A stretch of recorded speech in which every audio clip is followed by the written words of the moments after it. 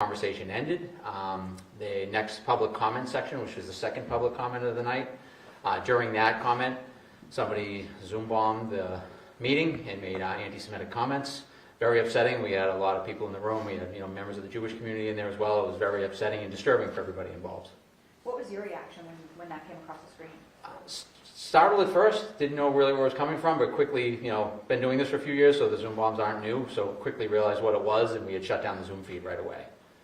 What did the person look like? What was, their appearance? It was a person with a mask on, and they had a swastika flag in the background, and they, made the comments, the inappropriate comments, and then, that was it, and then we quickly got probably 5 to 7 seconds, and then we had it shut down.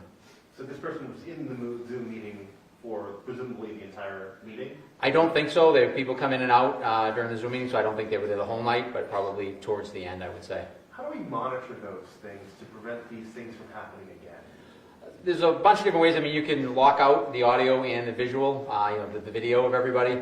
And council has the ability to just take comments in chat. So if they want to do public comment, people could put their name and precinct number and then make the comment, and it could be read into the public record.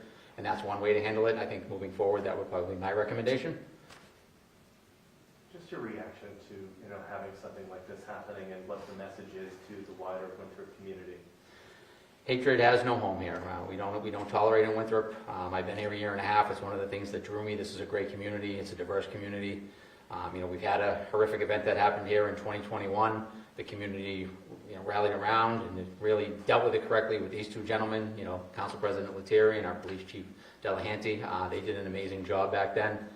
We've had 2 events since. To honor that, to stress we don't tolerate hate in Winthrop, and we'll certainly pursue and protect our residents as much as we can. So.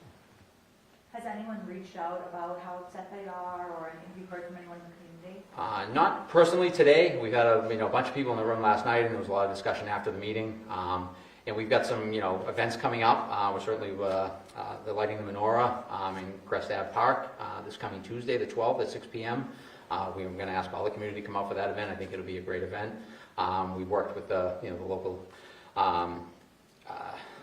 local rabbi to put that up. That it had been up in the years past, and they wanted to put it back up. So we worked with them. Our DPW crew is going to put it up, and working with our Commission on Diversity, Inclusion, and Community Relations, CDICR, we like to call it. They're going to be meeting in a couple of weeks, and then we're going to be looking to have some more events this winter and spring. So. And this Israeli flag, where is it going up? That never got that far. The proclamation was never made. We had a lot of community members in the meeting that night, and they felt that we should maybe celebrate Heritage Months and maybe not put up the other country flag. So that really wasn't. That was the civil debate that sort of ended. So the flag isn't going to end up being flown. Okay, so that came up very briefly. Yep. And then that's a little bit of debate. I would say briefly. It probably went on for about the debate back and forth with some community comments, probably about a half an hour or so. Okay, so the discussion on flying the Israeli flag is tabled for now? Yes, yeah, for now, yeah. It may be back on the next meeting, but it's not. It's more about just making a statement. I think the flag issue, is tabled. Okay, so it's separate though. It's not a result of what happened. No, the Zoom bomb was definitely at the end of the meeting and not expected at all. Yeah. Okay. Actually, if we could speak to Chief. Sure. Good evening. First of all, what is the police's response to this, and what can be done? Sure. So, first of all, let me start off by saying late last night we were in touch with the Anti-Defamation League, who has provided us support and information in the past. We'll continue to work with them throughout this incident. The FBI has been in contact with me throughout today. The district attorney himself has been in conversation with me during the day, as well as the state police HART unit, which is a newly developed unit of the state police, and will work in conjunction with our bosses and regional partners to try to identify who this person was. We have a duty bound to find out who this person was and to make sure that they don't pose any threat to our community. Again, in the end, after the full investigation, we'll determine whether a crime had taken place, or a crime it was in the making of being taken place, or was this derogatory, inflammatory comments, which is no criminal action for. So we have our work cut out for us.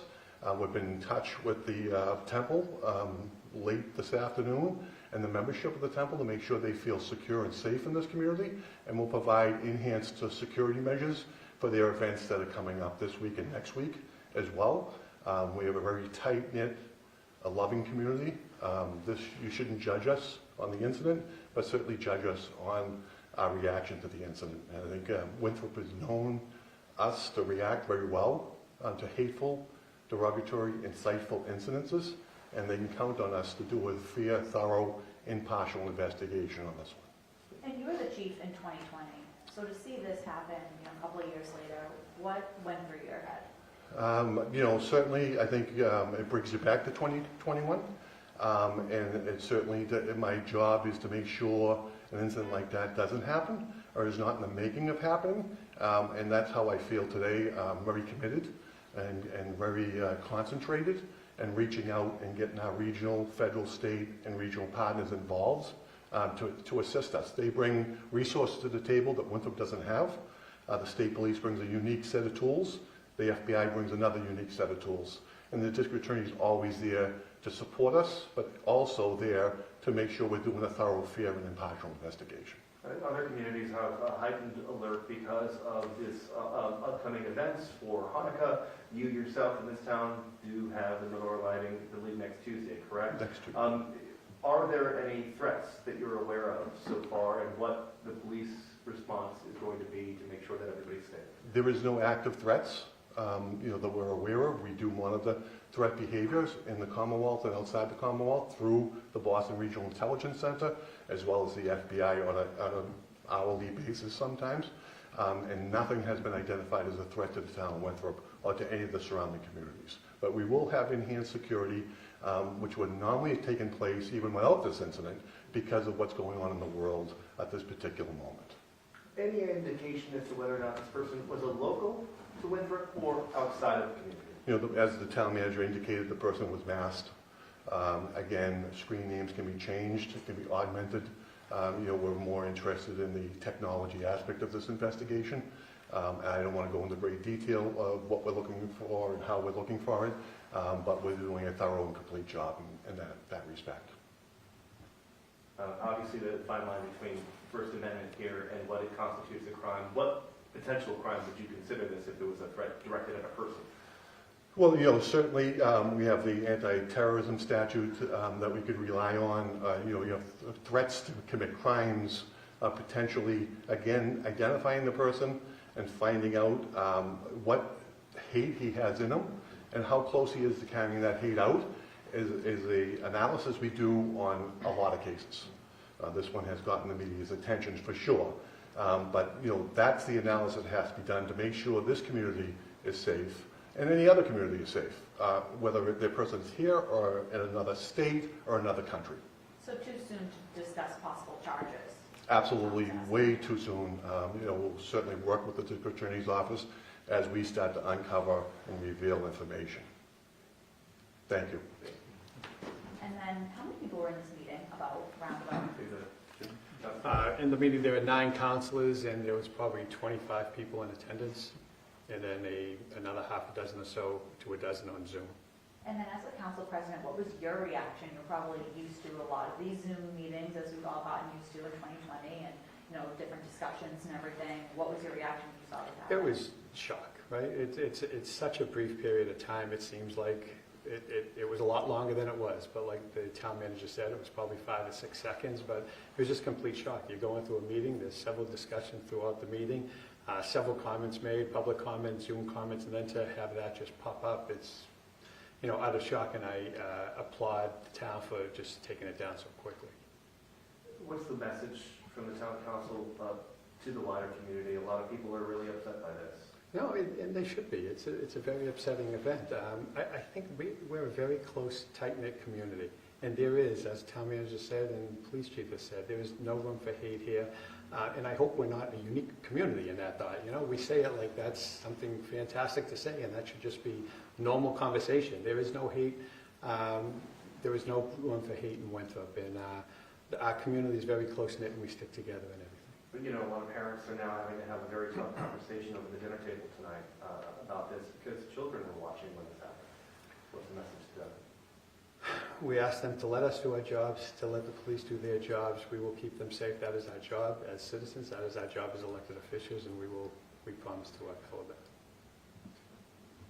Good, thank you. Thank you. Thank you for your time, appreciate it. Yeah, Thank you. Actually, just real quick, any possible changes in how the policies for the meetings happen so that these things don't happen I again? do feel the town manager made a good point, and we've discussed it earlier today, and as far as Zoom goes, that we will probably go to written requests for questions. You know, public comment is public comment if it's usually the same people that are there, but we ask people to state their name. You have to be a Winthrop citizen to go to public comment, but on Zoom, we will probably change the policy. We hope to change the policy to a written format. Thank you. Thank you. Thank you. We appreciate Thank you for your time. Just on your way out, there will be a green button to the right of the doors. Hit that button to release the doors so you can come out. Okay. You don't want to keep us here?